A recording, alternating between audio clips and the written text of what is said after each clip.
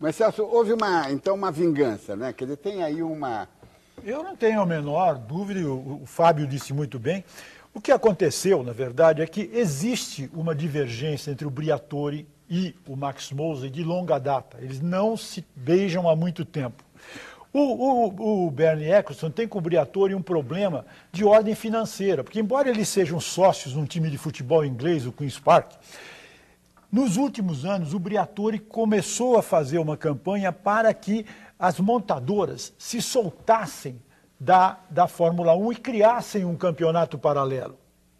Então, essa coisa que resultou... Uma jogadinha financeira... Essa criação da FOTA, Formula One Teams Association, Associação das Equipes de Fórmula 1, foi uma ideia do Flávio Briatore, que acabou se transformando em realidade no fim do ano passado, e os construtores, vamos dizer assim, e com as montadoras, puderam começar a impor determinadas normas e a bloquear determinadas coisas que não só a Federação Internacional queria em termos de regulamento, como o Bernie Ecclestone pretendia em termos de finanças. Eles querem mais dinheiro para poder participar das corridas, eles querem um campeonato em que o dinheiro seja dividido de maneira diferente, eles ganham hoje 50%, eles querem passar a ganhar 75% da arrecadação com publicidade, etc, etc, enfim.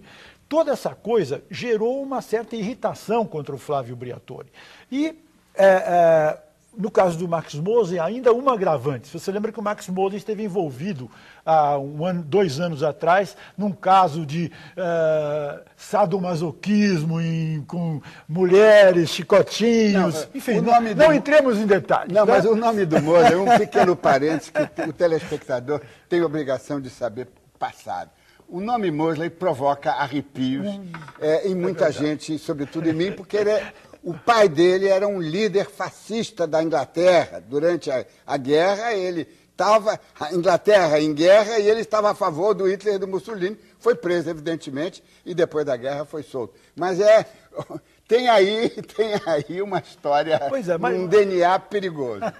Mas nessa briga de poder, o que aconteceu? Quando houve a denúncia, imediatamente ele disse, bom, quando o Piquet fez a denúncia, não aconteceu nada. Por quê? Porque não havia nenhuma maneira de provar o que havia acontecido.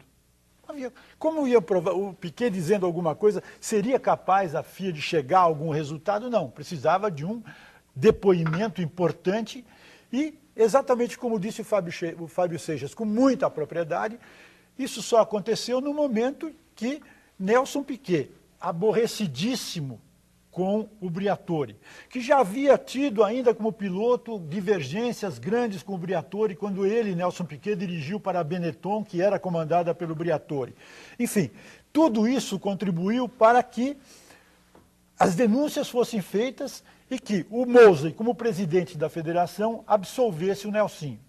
A Renault foi absolvida por quê? Porque o Bernie Ecclestone sabia que, se a Renault fosse atingida, do ponto de vista institucional, como empresa, a Renault está envolvida numa confusão na Fórmula 1, se ela fosse atingida, ela seguramente abandonaria a Fórmula 1 para a temporada do ano que vem, porque as condições financeiras não são muito boas, ela já ameaçou várias vezes cair fora desse negócio, então a Renault caía fora. O que aconteceu? O Nelsinho foi instrumento de uma vingança, não sei se simples, se dupla ou se tripla, pode ser uma coisa ou outra. Ou todas juntas. E a Renault foi, na verdade, beneficiada por uma circunstância de manter um grid consistente na Fórmula 1. Essa é, na base... Isso é que na base gerou todo esse incidente e toda essa falha que, como de novo o Fábio disse muito bem, isso tudo tem origem numa FIA que não produz justiça. Porque se justiça fosse produzida num julgamento desse, não há mocinho nessa história. Isso é um romance policial no ar, todos são bandidos. E temos aqui também para discutir o papel da mídia brasileira, mas isso vai ficar depois do próximo intervalo. Voltamos já. Estamos de volta. O Observatório da Imprensa discute hoje a atuação da mídia no mais recente escândalo da Fórmula 1. Bom, pela quantidade de jornalistas, né, que pudemos ver na cobertura desse caso, muito claro, ficou muito evidente o interesse mundial. pelo esse assunto, mas muito particularmente aqui na França, pela imprensa francesa também, não apenas porque aqui em Paris está a sede da Federação Internacional de Automobilismo, mas, claro, havia a escuderia francesa Renault envolvida nesse caso. Toda a imprensa cobriu esse caso minuto a minuto, né? As rádios, as televisões que trabalham com notícias 24 horas, por exemplo, com flashes ao vivo de frente ali da Praça da Concórdia, onde fica a sede da Federação Internacional de Automobilismo, os sites também da imprensa escrita, muito reativos, com informações a todo momento em relação a esse caso, que ficou conhecido aqui na França como Crashgate. A grande percepção, a grande leitura da imprensa francesa foi justamente que a Renault foi extremamente poupada desse caso. A Federação Internacional de Automobilismo teria sido muito clemente, muito branda com a escuderia francesa. A mídia britânica reagiu com choque e indignação a mais esse escândalo na Fórmula 1, desta vez envolvendo aí essa trinca Renault, Briatore, Piquet. E a mídia ainda faz mais cobranças. Jornais, TVs, emissoras de rádio despejaram críticas em cima da escuderia, do diretor, do piloto brasileiro e ainda a crítica para a FIA, Federação Internacional de Automobilismo, e a FOCA, Associação dos Pilotos de Fórmula 1. O país tem essa tradição de Fórmula 1 e, por isso mesmo, não hesita, inclusive, em atacar com muito vigor dois ingleses, considerados peixe grande e que andam passando a mão na cabeça dos culpados. No caso, o Max Mosley, que é presidente da FIA, e o Bernie Ecclestone, o diretor da FOCA. Ambos acusados de só pensar nos interesses comerciais.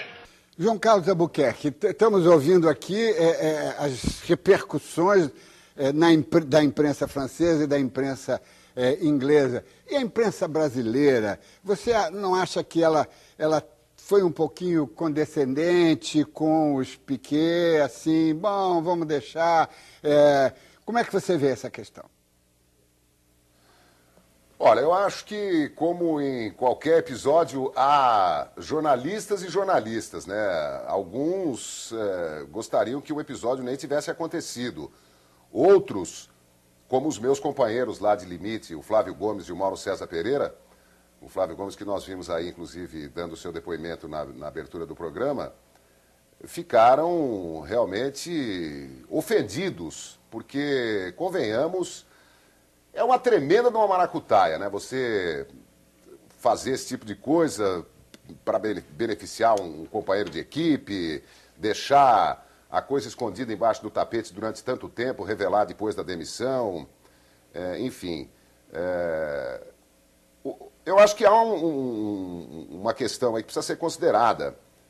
O nome do Nelson Piquet, o pai. Todo mundo ficou perplexo e talvez muita gente não tenha querido até dar algum depoimento, até que tudo fosse devidamente esclarecido. Eu ouvi jornalistas dizendo o seguinte, mas será que é verdade? Será? Porque o Briatore, num primeiro momento, quando o Nelsinho revelou o esquema, o Briatore disse que era mentira, não foi, Fábio?